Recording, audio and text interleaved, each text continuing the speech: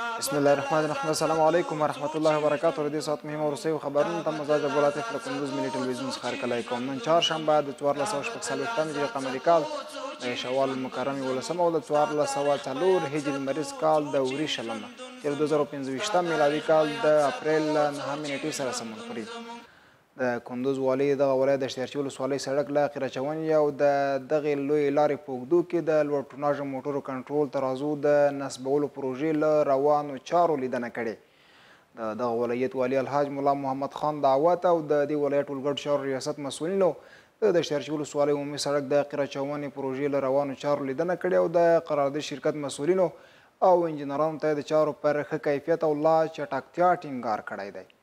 ښاغلي دعوت د دغې لیدنې پر مهال یا د سیمه کې د لوړ ټوناژه موټرو د کنټرول په برخه کې د ترازو فعالول لویه اړتیا بللې او زیاته کړې ده چې لا به د کندوز ولایت د اقتصادي پرمختګ او ابادۍ لپاره هڅې وکړي.